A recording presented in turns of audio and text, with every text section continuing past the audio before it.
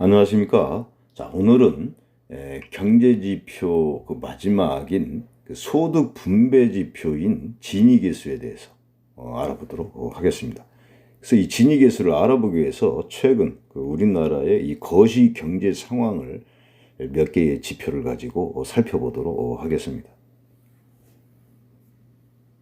여러분들이 이 통계청에 들어가서 보시면 여러분들이 궁금해하는 많은 그 지표나 지수들이 다 나와 있습니다. 통계청.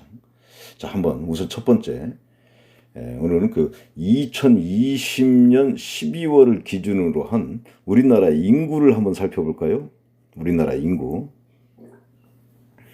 전국 우리나라 인구는 보니까 5,180만 명이 되고 있죠. 5,180만 명. 이 중에서 서울특별시 인구는 966만 명. 1,000만 명이 좀 안 되죠. 몇 년 전에 1,000만 명 선이 무너졌다고 그러죠. 그 다음에 인천광역시 294만 명 되고 있습니다. 294만. 쭉 밑으로 가서 경기도 1,340만 명. 많죠?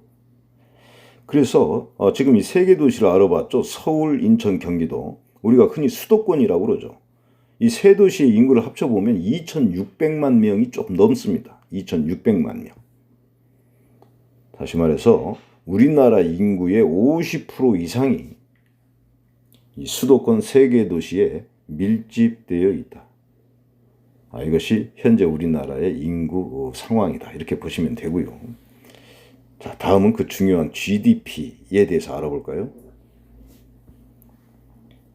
역시 통계청에 들어가서 자료를 살펴보시면 되겠습니다. 자, 통계청 자료 가지고 한번 보시겠습니다. 자, 오늘은 소득 분배와 관련한 지표로 1인당 국민 총소득 1인당 국민 총소득 1인당 GNI라고 그러죠. 명목으로 계산했고요. 원화로 이렇게 표시했고 단위는 만원인데 보니까 3,743만 원. 몇 년도 기준이냐? 여기 보면은 2019년 기준이 되겠습니다. 오른쪽은 2018, 왼쪽은 2020. 아직 2020년도 거에 대한 많은 데이터는 지금 현재 산출이 안 되어 있네요. 1인당 국민소득. 자, 근데 이 1인당 국민소득을 이번에는 이 달러로 표시하고 있죠. 대부분 이렇게 달러로 항상 표시를 합니다. 그래야만 국제 비교가 가능하죠. 그래서 2019년 우리나라의 1인당 이 GNI는 32,114달러. 보통 1인당 국민소득이 3만 달러를 넘게 되면 선진국 문턱에 진입했다. 이렇게 얘기합니다. 우리나라는 선진국 문턱에 진입되어 있는 것이죠.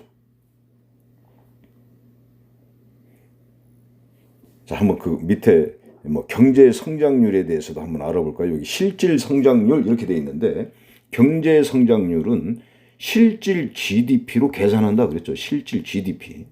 그래서 지금 이름이 실질 성장률 이렇게 되어 있는 겁니다. 이게 뉴스에 많이 나오는 경제 성장률이 되는 거예요. 2018년도 2.9%의 경제 성장이 이루어졌다. 2019년도는 2%가 되고 있고 2020년 작년이 되고 있죠. 이때는 마이너스 1%, 즉 역성장되어 있다. 코로나로 인해서 가계, 기업, 정부라고 하는 이 경기 주체들 모두가 힘들었다. 이렇게 보시면 되겠습니다. 근데 여기에서 한번 생각해 볼 수 있는 것은 1인당 국민소득입니다. 우리나라 국민 한 사람의 1년 동안의 소득액이 3,700만 원이 되고 있죠. 그럼 3인 가족이면은 얼마가 돼야 됩니까? 3인 가족이면은 1억이 넘어야 됩니다. 그 가족의 소득액이 1년간. 그러나 실제로 우리가 3인 가족에서 1억이 넘는 그런 소득을 이렇게 벌어들이는 가구가 흔치 않죠. 그렇죠. 흔치 않습니다. 우리는 이러한 부분을 보면서 소득 분배에 대해서 생각을 하게 됩니다. 소득 분배가 얼마만큼 균등하게 이루어지고 있나 궁금하죠? 이러한 지표를 나타내는 것이 바로 지니 계수라고 하는 겁니다. 지니 계수. 지니 계수.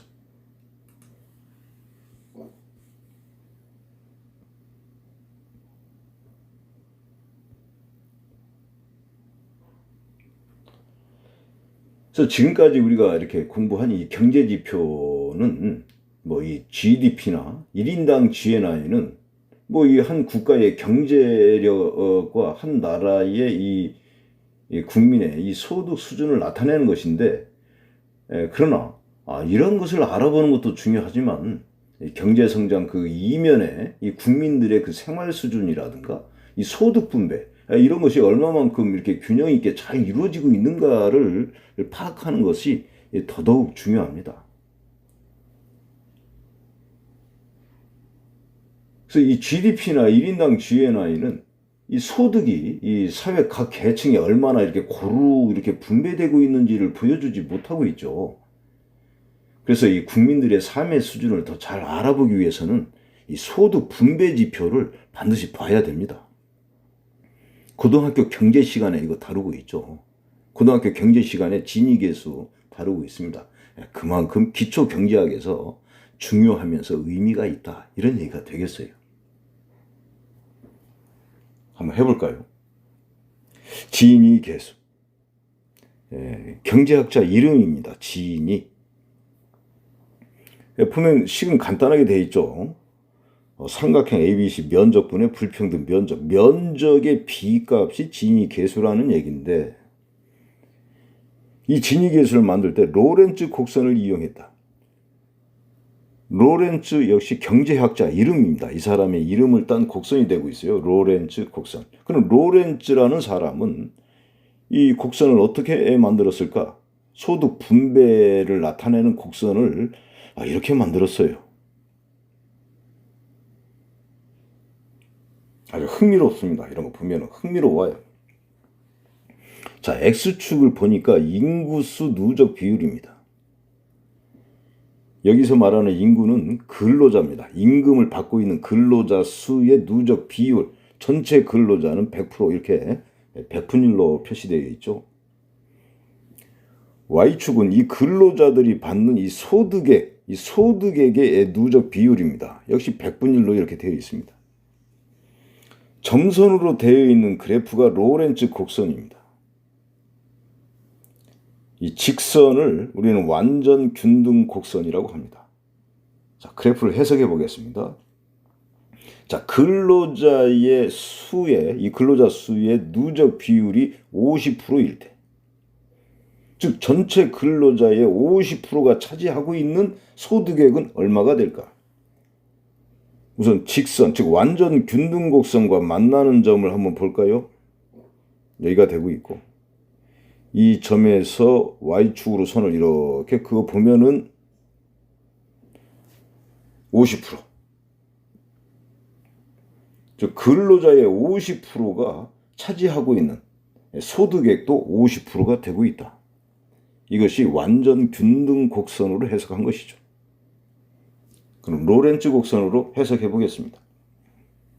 로렌츠 곡선과 만나는 점이 요 밑에 이렇게 있죠. 여기에서 이렇게 Y축으로 이렇게 선을 그어 보면 50%가 안 되죠. 시각적으로 보면 한 몇 프로 정도 되는 것 같습니까? 한 15% 정도 이렇게 되는 것 같죠? 전체 근로자의 50%가 벌어들이고 있는 소득액이 전체 소득액의 15%밖에 안 됩니다. 슬픈 이야기죠.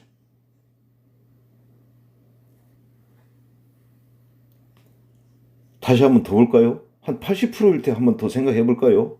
저 오른쪽으로 가서 한 80% 여기쯤 해서 완전 균등 곡선으로 보면 이렇게 올라가서 이제 만나는 점, 여기에서 Y축으로 이렇게 선을 그어 보면은 80%가 되겠죠. 80%의 근로자가 벌어들이는 소득액은 전체 소득액의 역시 80%다. 이것이 완전 균등 곡선으로 해석한 거고, 로렌츠 곡선으로 해석해보면, 자, 로렌츠 곡선과 만나는 점은 요 밑에 이렇게 있죠. 역시 Y축으로 선을 이렇게 그어 보면은 50%가 채 안 될 듯 하죠. 근로자 80%가 벌어들이는 소득액이 전체 소득액의 50% 정도밖에 안 된다. 슬픈 이야기다. 이때 이 완전 균등 곡선이라고 하는 직선과 이 로렌츠 곡선 사이 이 빗금 부분의 이 넓이를 불평등 면적이다. 이렇게 얘기합니다. 이 면적을. 그래서 진익에서는 삼각형 ABC, 이 전체 삼각형 A, B, C, 이 직각삼각형, 이거의 넓이분의 불평등 면적으로 계산한 값이 바로 진익했습니다. 그러니까 불평등 면적이 거의 0이라면, 즉 로렌츠 곡선이 직선과 거의 일치한다면, 즉 소득 분배가 아주 평등하게 이렇게 분배가 된다면 진익의 수값은 0에 가까워지겠죠. 반대로 불평등 면적이 커지면 커질수록 이 분모와 분자 값이 서로 거의 같아질 거 아닙니까? 그럼 이 값은 거의 1이 되겠죠. 그만큼 불평등하게 소득 분배가 이루어진다. 이해하실 수 있겠죠. 이렇게 해서 만든 지표가 진익했습니다. 문제를 풀어보겠습니다.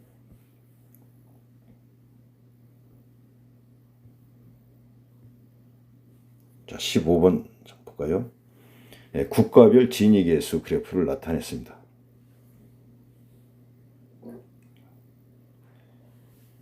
소득 분배가 가장 불평등하게 이루어진 국가를 찾아보세요. 그랬어요. 통계청 자료입니다. 진익의 수를 막대 그래프로 이렇게 표현했군요. 자, 우리나라 가장 왼쪽에 이렇게 있습니다. 빨간색 막대 그래프.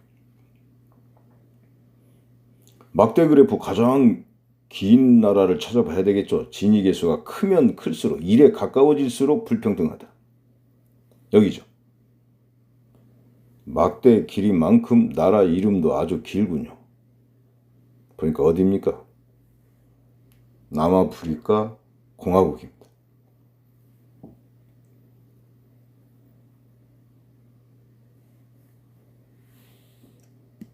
프로그램 16번. 다음은 이 로렌츠 곡선 식을 이렇게 주어졌습니다. 2차 함수로 주어졌어요. 그리고 나서 진익의 수를 한번 구해봐라 그랬군요. 그럼 진익의 수 구할 때 여러분들이 항상 삼각형의 넓이, 이 원점과 여기 끝점을 이은 이 삼각형의 넓이를 알아야 되겠죠. 이 넓이 구할 때 이 백분율로 되어 있는데 백분율을 여러분들이 비율로 바꿔야 됩니다. 즉 분수나 소수로. 100%는 1을 말하는 거죠. 여기 x값은 그래서 여기 1이에요. 1. 여기 y값 백분율, 이것도 마찬가지로 비율로 바꾸니까 1이 되겠죠. 그럼 요 삼각형의 넓이 구할 수 있겠죠. 가로의 길이 1, 세로의 길이 1 해서. 다만 이 불평등 면적, 이 빗금 부분, 여기를 구하기 위해서는 이 로렌츠 곡선 이 아랫부분의 넓이를 구할 수 있어야 되죠. 이 넓이 어떻게 구하죠? 그렇죠. 미분이 아니라 뭡니까? 적분. 그렇죠? 이 적분은 이 선분의 길이, 넓이, 부피를 구할 때 사용되는 그런 수학의 영역이죠. 적분. 아주 중요하죠. 적분을 이용해서 이 넓이를 구하게 되면 불평등 면적 구할 수 있고 진익의 수를 구할 수 있다.